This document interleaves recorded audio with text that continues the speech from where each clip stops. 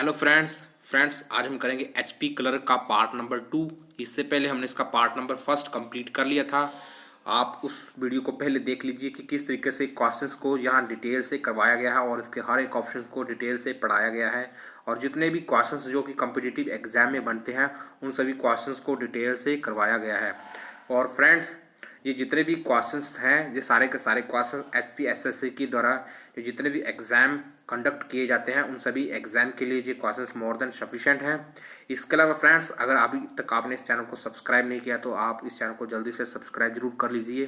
तो फ्रेंड्स शुरू करते हैं। हमारे पास क्वेश्चन नंबर 71 है, स्टैगफ्लेशन इज। तो स्टैगफ्लेशन क्या होता है? ऑप्शन हमारे पास गिवन है और जो स्टैगफ्लेशन का जो सही आंसर है हमारे पास 71 का जो सही आंसर है हमारे पास वो है, तो 71 का सही आंसर है हमारे पास ऑप्शन नंबर बी, मंदी के साथ स्फीति। ठीक है। बेसिकली स्टैगफ्लेशन होती क्या है? स्टैगफ्लेशन होती क्या है? स्टैगफ्लेशन एक ऐसी अवस्था होती है जब बड़े पैमाने पर मुद्रास्फीति हो। ठीक है, मुद्रास्फीति हो और मुद्रास्फीति के साथ साथ मुद्रा अपस्फीति भी हो। मीन्स इसमें दोनों ही परिस्थितियां लाइज करें, मुद्रास्फीति भी हो और मुद्रा अपस्फीति भी हो, तो ऐसी व्यवस्था को कहते हैं स्टैगफ्लेशन। अब मुद्रास्फीति क्या होती है?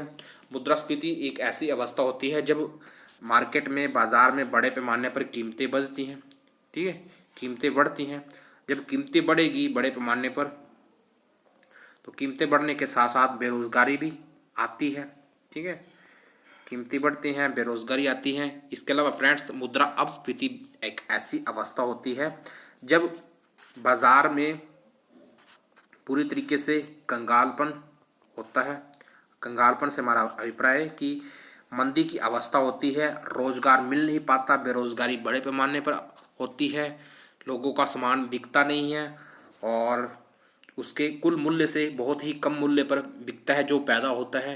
तो ऐसी अवस्था होती है जब मुद्रास्फीति भी होती है, मुद्रा अपस्फीति भी साथ साथ में चलती है और ये दोनों की दोनों व्यवस्था जब साथ साथ में चलती हैं तो उस अवस्था को कहते हैं स्टैगफ्लेशन।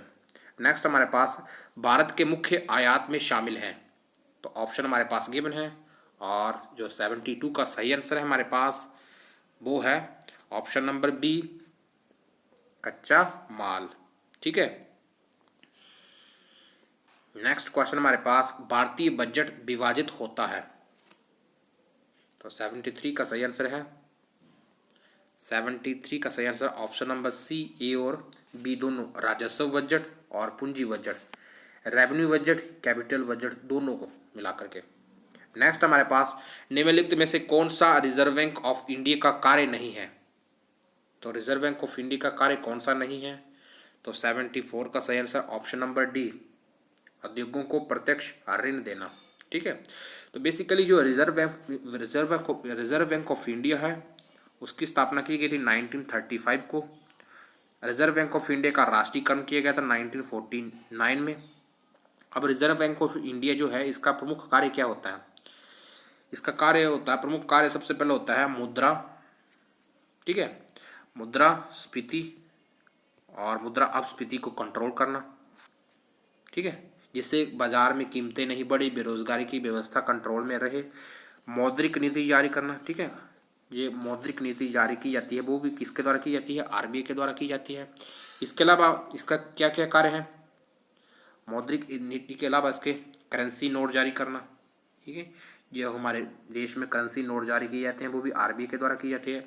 एक्सचेंज रेट, जो एक एक्सचेंज रेट होती है, जैसे यूरो हो गया, डॉलर हो गया, ठीक है, येन हो गया, युएन हो गया, इन सभी करेंसी का मूल्य के साथ साथ भारतीय करेंसी का जो मूल्य होता है, भारतीय करेंसी का मूल्य होता है वो घटना नहीं चाहिए। ठीक है, वो कंट्रोल में रहे। ये भी कार्य किसका होता है? ठीक है, ये भी आरबीआई का कार्य होता है। इसके अलावा हमारे पास जो फॉरेन एक्सचेंज होता है, विदेशी करेंसी होती है, वो किसके पास रखी जाती है? वो भी आरबीआई इसके ऊपर कंट्रोल रखता है। तो फ्रेंड्स, इसके अलावा देश में repo rate, reverse repo rate, ये भी कौन जारी करता है? ये भी किसके द्वारा जारी की जाती है? आरबीआई के द्वारा। तो ये प्रमुख कार्य हैं किसके? आरबीआई के। नेक्स्ट हमारे पास निम्नलिखित में से कौन सी वस्तुएं भारत के लिए सर्वाधिक विदेशी विनिमय अर्जित करती हैं? ठीक है, फॉरेन एक्सचेंज सबसे ज़्यादा किनसे प्राप्त होती है? तो 75 का जो सही आंसर है, 75 का सही आंसर हमारे पास ऑप्शन नंबर ए, कॉफ़ी और टी। कॉफ़ी और टी को बेचने से जो फॉरेन एक्सचेंज हमें प्राप्त होती है और वो बड़े पैमाने पर प्राप्त होती है। किससे? कॉफ़ी और चाय को बेचने से। अब आपको पता होगा कि चाय की खेती आसाम और केरला में बड़े पैमाने पर की जाती है और कॉफ़ी कर्नाटका में बड़े पैमाने पर पैदा की जाती है। लोह और स्टील, तो लोहा जो बड़े पैमाने पर झारखंड में प्राप्त होता है, झारखंड उड़ीसा आदि बेल्ट में जो लोहा बड़े पैमाने पर प्राप्त होता है। इसके अलावा हमारे देश में सूती कपड़े भी की पैदावार भी होती है। नेक्स्ट हमारे पास निम्नलिखित में से किन साधनों द्वारा गरीबी को दूर नहीं किया जा सकता? तो गरीबी को दूर किसके द्वारा नहीं किया जा सकता, ये है हमारे पास। तो ऑप्शन हमारे पास गिवन है। ठीक है, सरकारी अनुदान, जनसंख्या नियंत्रण, उत्पादन में वृद्धि, अनुपात वितरण। तो 76 का जो सही आंसर है फ्रेंड्स, तो 76 का सही आंसर ऑप्शन नंबर ए, सरकारी अनुदान। ठीक है, गवर्नमेंट सब्सिडी। अगर आप गवर्नमेंट सब्सिडी देते रहेंगे तो इससे जो है वो गरीबी दूर नहीं होगी। ठीक है, गरीबी दूर नहीं होगी। जैसे आपको पता है कि सेंट्रल गवर्नमेंट कई प्रकार की सरकारी सब्सिडीज देती हैं। इसके अलावा पॉपुलेशन को कंट्रोल करके इंक्रीजिंग इन प्रोडक्शंस, और इसके अलावा समान उत्पाद वितरण, इन सभी को अगर प्रयास किए जाएँ तो इन सभी से गरीबी कंट्रोल की जा सकती है। इसके अलावा फ्री की चीज़ें जब सरकार देना शुरू कर दी जाए तो इससे लोगों में बेरोज़गारी तो दूर नहीं होगी बड़े पैमाने पर, लेकिन जो सरकारी खजाना होगा वो बड़े पैमाने पर ख़त्म होता जाएगा। तो नेक्स्ट क्वेश्चन हमारे पास, कर्मचारी भविष्य निधि अधिनियम कब पारित किया गया? तो कर्मचारी भविष्य निधि अधिनियम कब पारित किया गया था? जो ये किया गया था 1952 में। नेक्स्ट है, स्थानिक निकायों के लिए निम्नलिखित में से एक आय का मुख्य स्रोत है। तो क्या है मुख्य आय का स्रोत? 78 का सही आंसर ऑप्शन नंबर सी, संपत्ति कर। निम्नलिखित में से कौन सी फसल की खेती असिंचित भूमि पर नहीं की जा सकती? सही आंसर हमारे पास ऑप्शन नंबर डी, गन्ना। ठीक है, नेक्स्ट क्वेश्चन हमारे पास, निम्नलिखित में से कौन सा एक यूटीआई का मुख्य कार्य है? ठीक है, यूनिट ट्रस्ट ऑफ इंडिया का मुख्य कार्य क्या है? तो वो है ऑप्शन नंबर ए, छोटी बचतों को बढ़ावा देना। यूटीआई की स्थापना कब की गई थी? ये की गई थी 1964 में। नेक्स्ट है, किस देश को यूरोप का कॉकपिट कहा जाता है? ठीक है, यूरोप का कॉकपिट किस देश को कहा जाता है? तो 81 का सही आंसर है हमारे पास, वो है ऑप्शन नंबर डी, बेल्जियम को। तो बेल्जियम को कहा जाता है द कॉकपिट ऑफ यूरोप। ठीक है, यूरोपियन कंट्री है जो बेल्जियम। नेक्स्ट है, सबसे चमकीला ग्रह कौन सा है? ठीक है, सबसे चमकीला ग्रह कौन सा है? तो फ्रेंड्स जो सबसे चमकीला ग्रह है वो है हमारे पास ऑप्शन नंबर ए, शुक्र। शुक्र को सबसे चमकीला ग्रह कहा जाता है। बुध सबसे छोटा ग्रह है। शुक्र को चमकीला ग्रह के साथ साथ सुबह का तारा भी कहा जाता है। ठीक है, सुबह का तारा भी कहा जाता है। ठीक है, नेक्स्ट क्वेश्चन हमारे पास, रिफ्ट वैली इज। ठीक है, ऑप्शन हमारे पास गिवन है। तो रिफ्ट वैली कैसी होती है? ऑप्शन आप पढ़ लीजिए। तो 83 का सही आंसर ऑप्शन नंबर ए, भूमि जिसका मुख लंबा और संकीर्ण होता है। डेल्टा इज, ठीक है, नदी मुख भूमि है। वितरक नदियों के बीच की त्रिकोणीय आकार की भूमि, जमा हुआ कीचड़, टूटे हुए शैल, इनमें से कोई नहीं। तो सही आंसर हमारे पास 84 का वो है ऑप्शन नंबर ए। ठीक है, बेसिकली डेल्टा भारत में कहाँ पाया जाता है? तो ये पाया जाता है सुंदरबन डेल्टा, जो कि बंगाल में है। ठीक है, पश्चिम बंगाल में है और ये विश्व का सबसे बड़ा डेल्टा है। और इसके लिए कौन से वन प्रमुख है जो डेल्टा के लिए प्रसिद्ध है? तो वो है मैंग्रोव वन। नेक्स्ट हमारे पास, सबसे छोटा दिवस कौन सा होता है? सबसे छोटा दिन कौन सा होता है? ऑप्शन हमारे पास गिवन है और इसका सही आंसर है वह ऑप्शन नंबर सी, 22 दिसंबर। इराक का पुराना नाम क्या था? क्या था इराक का पुराना नाम? तो ऑप्शन देख लीजिए आप, सही आंसर है मेसोपोटामिया।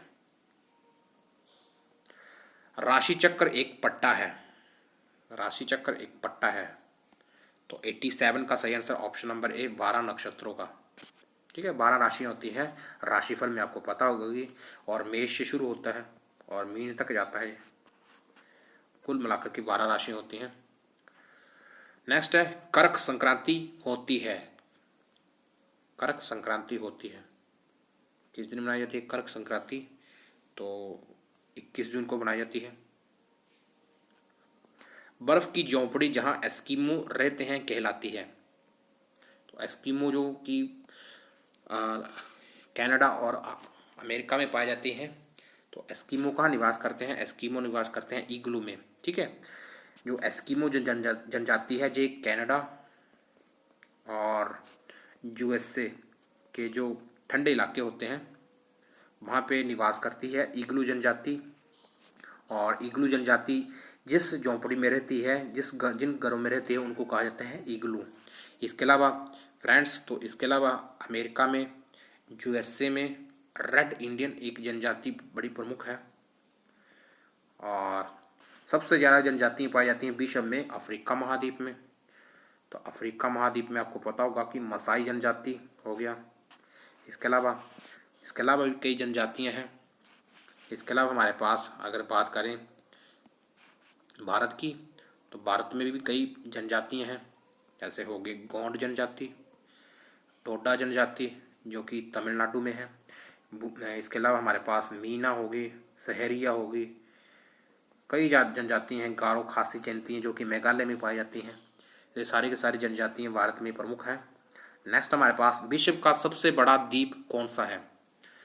तो विश्व का जो सबसे बड़ा द्वीप कौन सा है वो है ऑप्शन नंबर सी ग्रीनलैंड। ठीक है, ग्रीनलैंड विश्व का सबसे बड़ा द्वीप है। भारत का प्रथम मुक्त विश्वविद्यालय कहाँ स्थापित हुआ? तो कहाँ हुआ था भारत का पहला मुफ्त विश्वविद्यालय? हुआ था ऑप्शन नंबर ए हैदराबाद में। दस्यु कौन थे?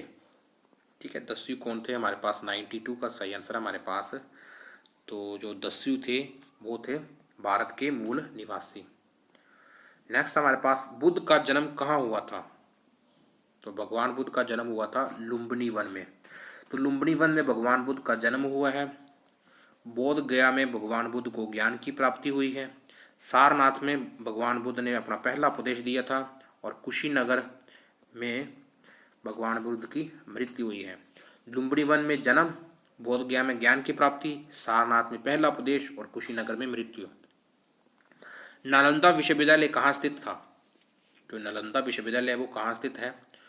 तो ऑप्शन हमारे पास गिवन है। तो जो नालंदा विश्वविद्यालय है वो है पटना के समीप। पटना कहाँ पड़ता है? ये पड़ता है बिहार में।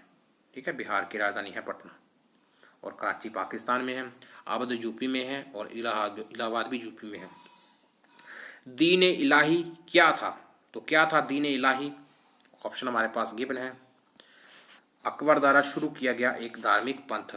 ठीक है, एक नया धर्म था जिसको अकबर ने शुरू किया था 1682 ईस्वी में। ठीक है, जिसमें अकबर की काफ़ी कड़ी आलोचना भी की गई थी। अकबर को मुगल काल का कल्याणकारी शासक के रूप में माना जाता है। ठीक है, कल्याणकारी शासन के रूप में गिना जाता है अकबर को। नेक्स्ट क्वेश्चन हमारे पास, सरदेशमुखी से क्या तात्पर्य है? तो सरदेशमुखी से आप क्या समझते हैं? ऑप्शन हमारे पास गिवन है, और जो 96 का सही आंसर है वो है ऑप्शन नंबर ए, एक कर, एक टैक्स। रत्नावली किसके द्वारा लिखी गई थी रत्नावली? तो 97 का जो सही आंसर है वह ऑप्शन नंबर ए, हर्ष के द्वारा। तो हर्ष ने लिखी थी रत्नावली। तो हर्ष चरित्र लिखी थी, हर्ष चरित्र की रचना की थी वानवट ने। ठीक है, और कालिदास ने लिखी है कुमार संभव अभिज्ञान शाकुंतलम। महमूद गजनबी द्वारा किस वर्ष सोमनाथ मंदिर को लूटा गया?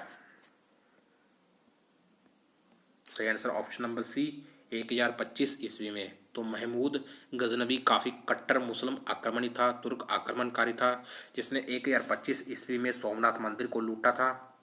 महमूद गजनबी का भारत पर आक्रमण करने का प्रमुख लक्ष्य था भारत से बड़े पैमाने पर धन को लूटना और अपने प्रदेश में उसे धन को ले जाना।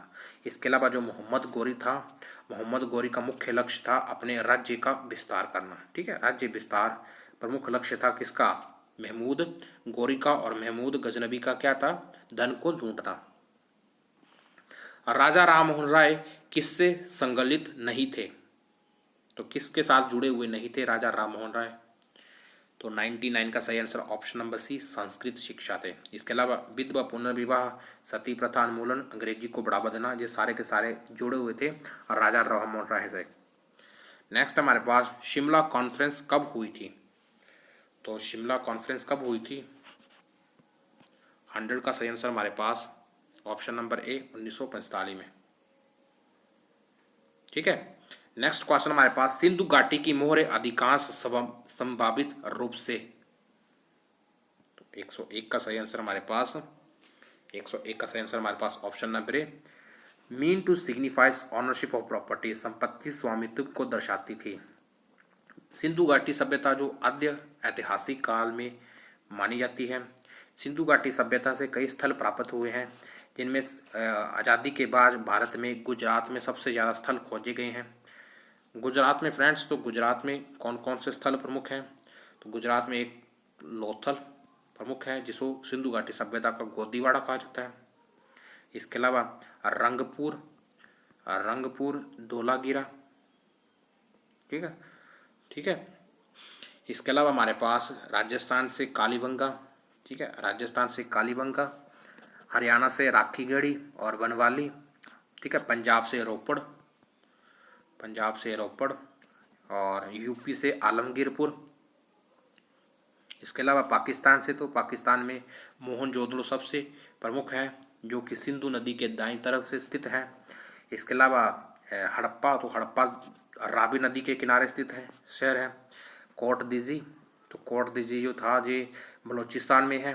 और सुतका गेडोर, और सुतका गेडोर जो था सबसे पश्चिम में स्थित स्थल है। ठीक है, सुतका गेडोर, और ये भी बलूचिस्तान में है। नेक्स्ट हमारे पास ब्राह्मण वे किताबें हैं जो सरोकर रखती हैं। तो ब्राह्मण जो किताबें हैं वो क्या रखती हैं? सरोकर रखती हैं। तो 102 का जो सही आंसर है वो हमारे पास ऑप्शन नंबर बी। नेक्स्ट हमारे पास बलिदान के विज्ञान से बिंबिसार संबंधित था। तो बिंबिसार किससे जुड़ा हुआ था? तो बिंबिसार जो जुड़ा हुआ था वो था ऑप्शन नंबर ए, हरेक वंश से। ठीक है, हरेक वंश से जुड़ा हुआ था बिंबिसार। नेक्स्ट हमारे पास बुद्ध को श्रेष्ठ रूप से दर्शाया जा सकता है। तो इसका सही आंसर हुआ ऑप्शन नंबर बी, अज्ञेयवादी। निम्नलिखित में से किसने प्रथम आक्रमण करके भारत के उत्तर पश्चिम भाग पर अपना शासन स्थापित किया? तो सही आंसर हमारे पास ऑप्शन नंबर डी, वैक्टीरियन यूनानी ने। नेक्स्ट है किसने भगवान को सर्वोच्चता सुंदरता के रूप में दर्शाया है?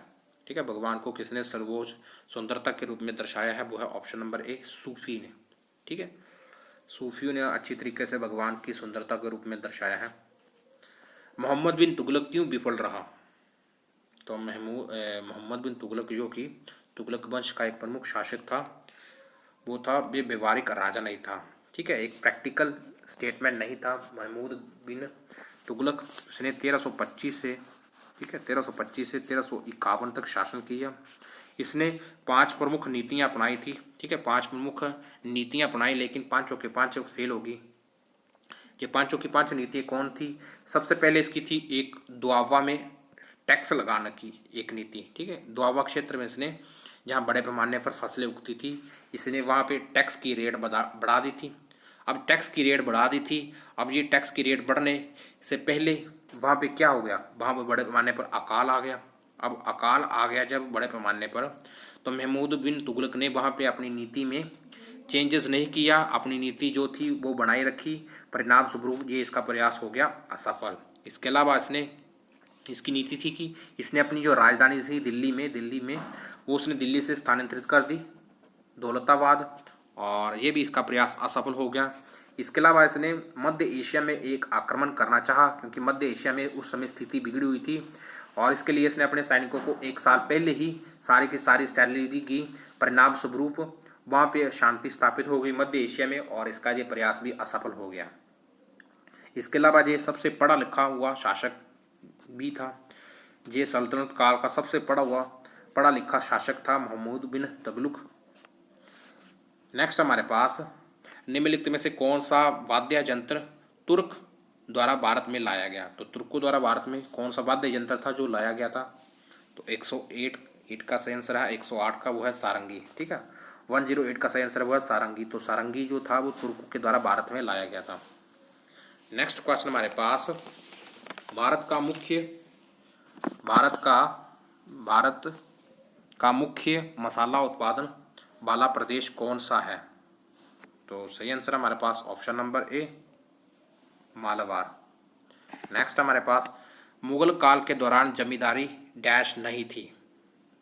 तो इसका सही आंसर है वो ऑप्शन नंबर सी, भूमि का स्थायित्व। ठीक है, भूमि का स्वामित्व। तो फ्रेंड्स, इस तरीके से हमने इसके कुछ इंपॉर्टेंट क्वेश्चंस कर लिए हैं और ये हमारा पार्ट नंबर 2 है। अगर आपको आगे भी ऐसे क्वेश्चंस चाहिए तो आप जल्दी से जल्दी इस चैनल को सब्सक्राइब जरूर कर लीजिए। तो फ्रेंड्स, वीडियो देखने के लिए आपका बहुत बहुत धन्यवाद। थैंक्स।